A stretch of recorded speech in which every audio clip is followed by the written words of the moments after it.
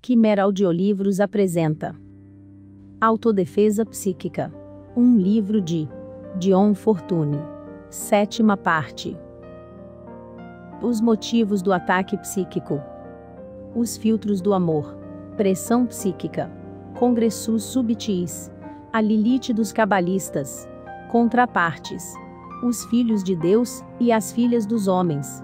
Incidente de proteção astral numa relação. Um caso curioso de substituição e acasalamentos imaginários. Aspecto etéreo das relações sexuais. Incubos e súcubos. Experiências mágicas do Sr. X. A. Com uma jovem solteira e B. Com uma mulher casada. Vício desnatural. Já observamos num capítulo anterior que a maneira mais simples para descobrir se a vítima de um pretenso ataque psíquico está fantasiando ou não é procurar os motivos e, não sendo eles discerníveis, dar à imaginação o benefício da dúvida. Motivos muito comuns como cobiça, luxúria, vingança e medo de traição não precisam passar por uma investigação psíquica para serem descobertos, pois são perceptíveis a olho nu. Há outros motivos, contudo, que podem ser importantes nos círculos ocultistas, mas que passariam como insuspeitos por um investigador comum. Os antigos livros de encantamentos que nos chegaram, mormente através do refeitório dos criados, estão repletos de receitas para obter o amor do sexo oposto. As antigas grimoires fornecem muitas prescrições rituais, e os registros dos julgamentos de bruxas contêm frequentes acusações à mulher ladina que, por algum motivo, se incumbia de dirigir as afeições de alguém para uma pessoa pela qual aquele aparentemente não tinha nenhuma predileção natural. Devemos encarar seriamente essas operações, ou devemos classificá-las entre as pílulas contra a obesidade que emagrecem sem dieta? Já nos referimos aos antigos filtros do amor. Os antigos conheciam muito bem as drogas afrodisíacas que excitam a paixão sexual. Mas os modernos também as conhecem, como revelam os anúncios cuidadosamente redigidos de certas publicações astrológicas. Existem firmas francesas especializadas na confecção de chocolates, que contêm doses disfarçadas dessas drogas. Esses produtos ganharam publicidade recentemente devido à morte de 2 jovens e de um homem, causada por ingestão de doses excessivas. Existem aperitivos em uso nesse país, que contêm esses ingredientes tônicos, cujo efeito é bem conhecido. Se essas beberagens não são filtros de amor, o que são? Não nos preocupamos nestas páginas com os métodos que pertencem apenas ao plano físico, mas esses assuntos precisam ser mencionados, porque há razões para crer que em mais de uma ocasião, mesmo em nosso país, os afrodisíacos foram empregados como auxiliares das práticas ocultas. Uma certa firma começou certa vez a anunciar amplamente que planejava comerciar o que poderíamos chamar de variedades para ocultistas. Entre outros preparados anunciados, havia um incenso para a operação de Vênus. Contudo, a firma teve um fim prematuro com a intervenção da polícia e a prisão dos proprietários. Mas além da utilização de meios puramente materiais, não é difícil perceber que uso se poderia fazer, neste sentido, da influência mental. Já pude observar inúmeros casos que pareciam extremamente suspeitos, mas nesses assuntos é muito difícil chegar aos fatos. O modo do ataque é intangível e não deixa traços, e a vítima pode não suspeitar de nada e ignorar totalmente não apenas o lado psíquico do sexo, mas também os seus aspectos físicos e sutilmente emocionais. Além disso, aqueles que mais sofrem geralmente menos falam. Podemos ocasionalmente ouvir falar de uma tentativa que foi frustrada. A tentativa que obteve êxito raramente vem à luz, pois a vítima tem tantos motivos para ocultá-la quanto o agressor.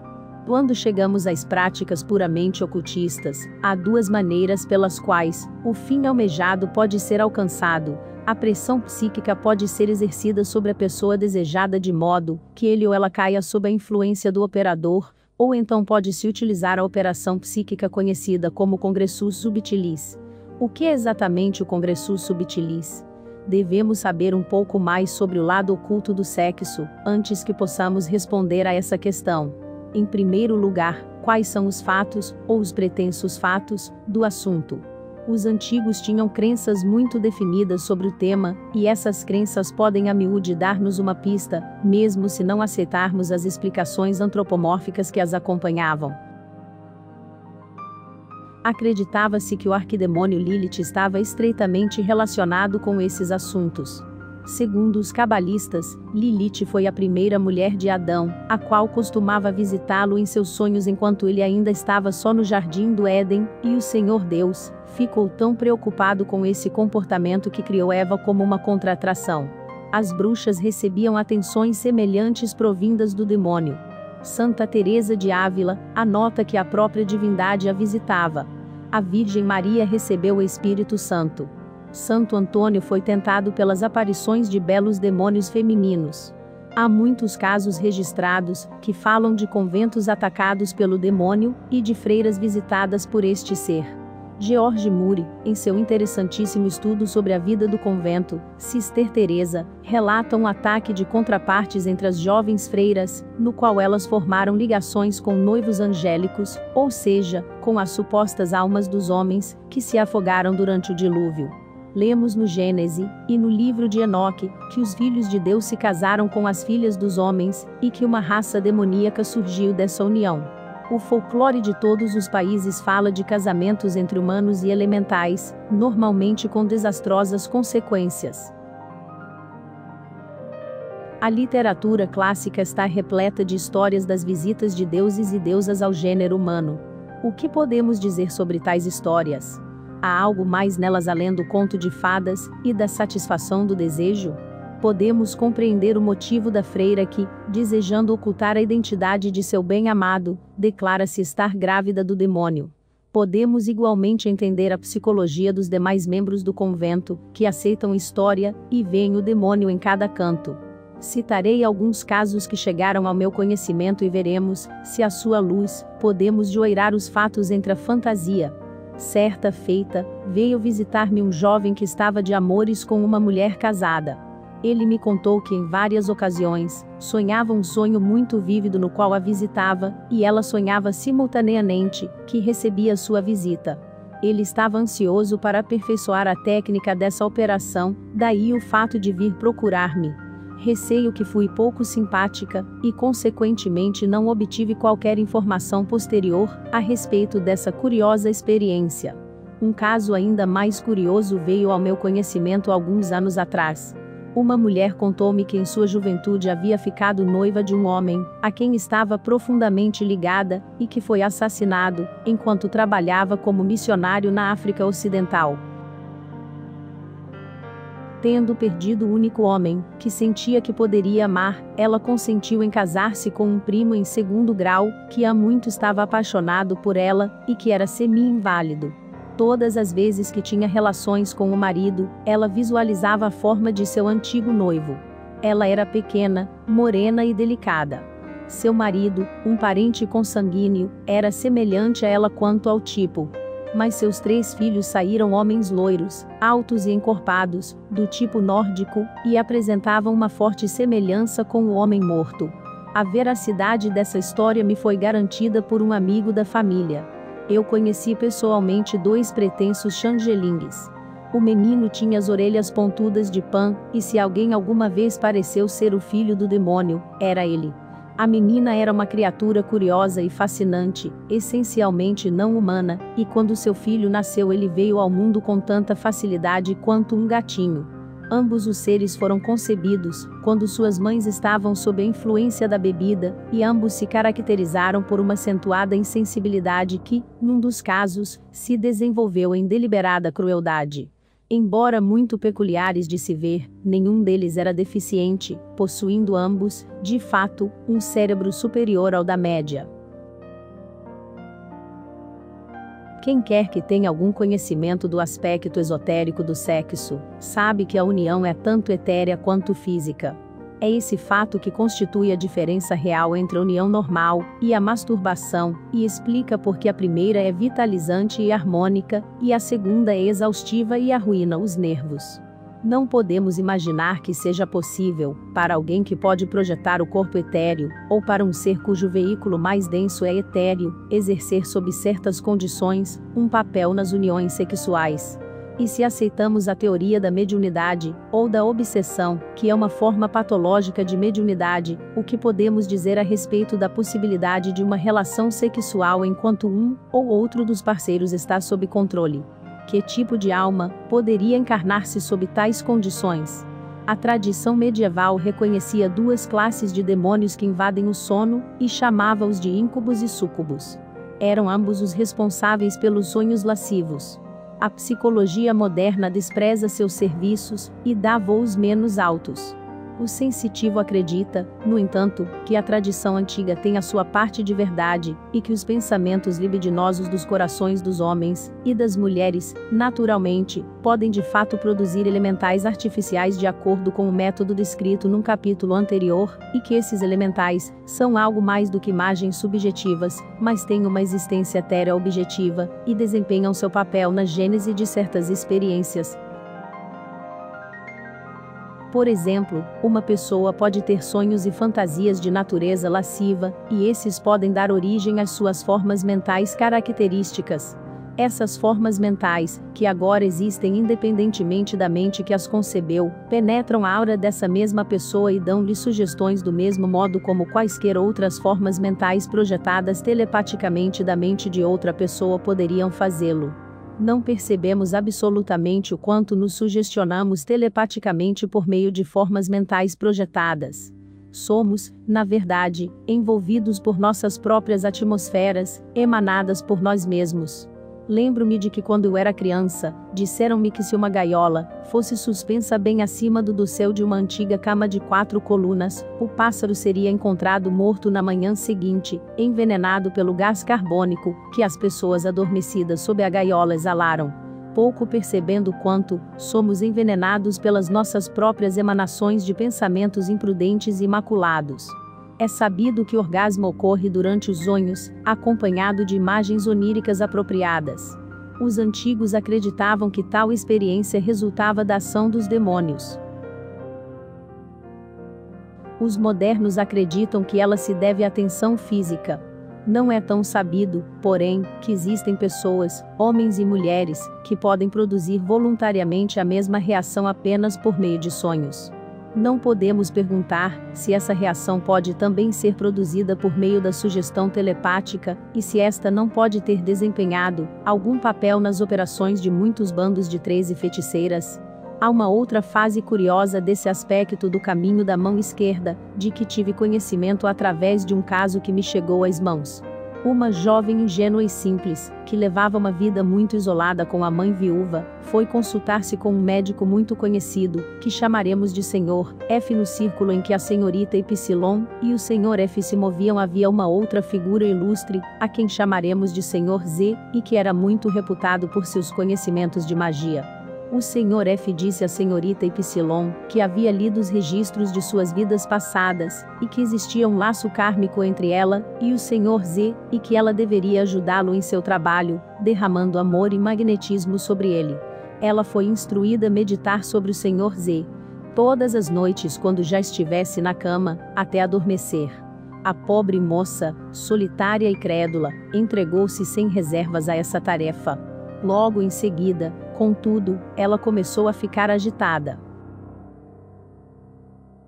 O senso comum fazia valer seus direitos, pois ela descobriu que as meditações solicitadas estavam causando um efeito perturbador sobre ela, mas o Sr. F dissipou seus temores e reconquistou sua obediência, assegurando-lhe que ele havia olhado o futuro e vira que o Sr. Z poderia eventualmente desposá-la.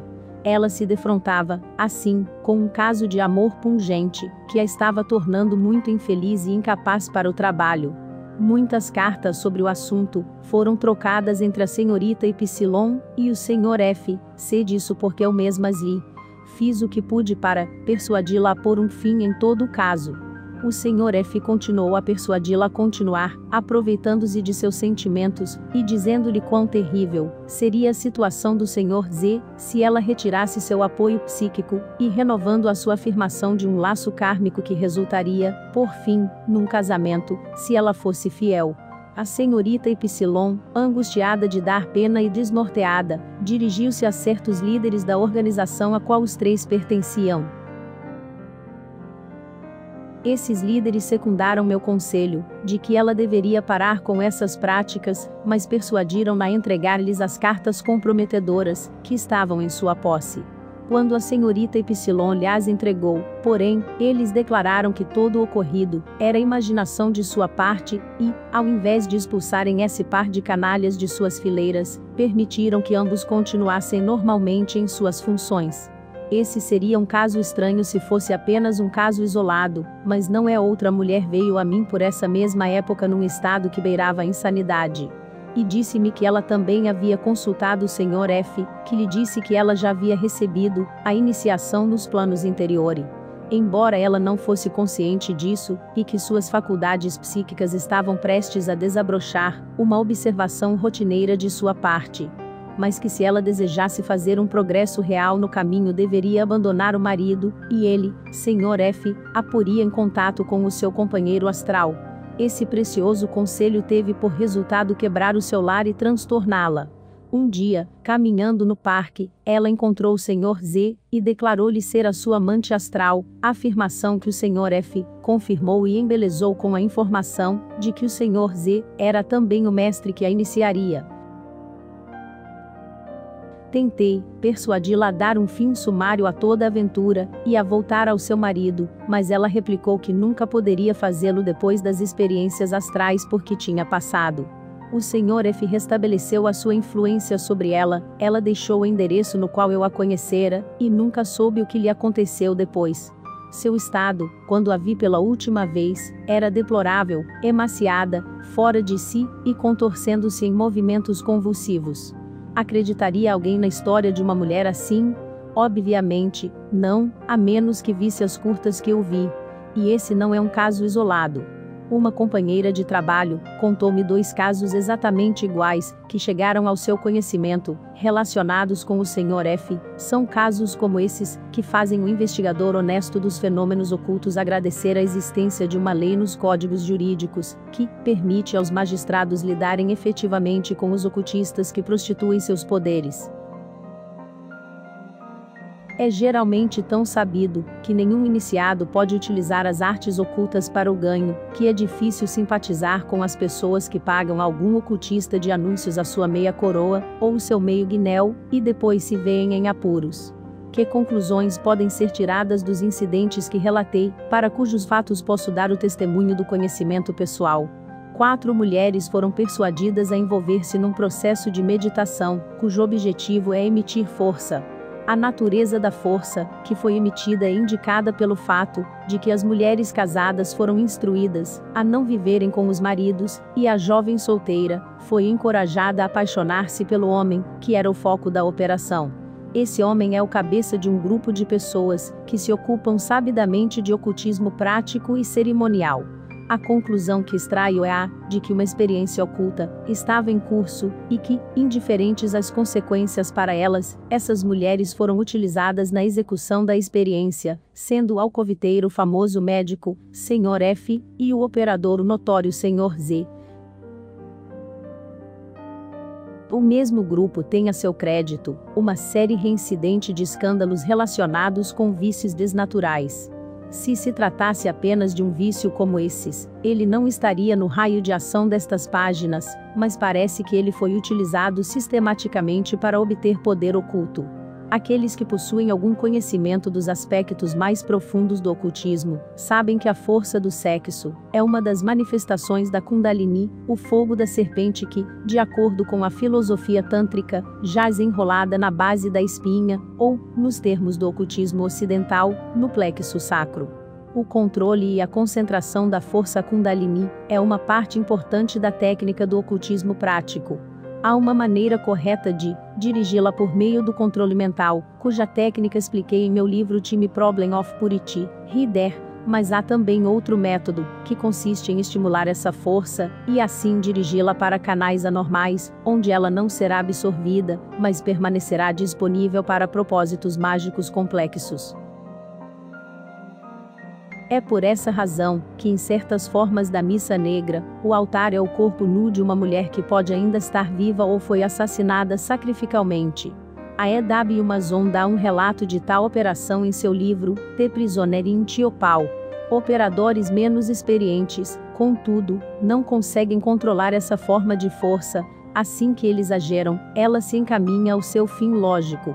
Por conseguinte, esses operadores empregam outro tipo de estímulo, não a mulher, mas o menino ou o rapaz. A prática da pederastia relacionada com o ocultismo é muito antiga, e foi uma das causas da degeneração dos mistérios gregos. Cuidei em detalhes desse assunto em outro livro meu, Sane Ocultismo. Pormenores dos casos reais podem ser encontrados pela referência nos catálogos de Truth, o jornal a que já me referi anteriormente. Assuntos abordados: defesa psíquica, autodefesa psíquica, defesa energética, defesa espiritual, ataque psíquico, ataque energético, ataque espiritual, duplo etérico, sensitivos, o poder da mente humana, o poder da mente, manipulação mental, ocultismo, magnetismo pessoal, hipnotismo, telepatia, distúrbio psíquico, distúrbio mental, psicanálise, estudo do ocultismo, psicologia, estudo espiritual, desequilíbrio mental, poder da mente humana, distúrbio emocional. Os melhores audiolivros da internet você encontra em nosso canal. Inscreva-se, ative o sino e aproveite. Confira também outro audiobook de sua escolha. Até a próxima!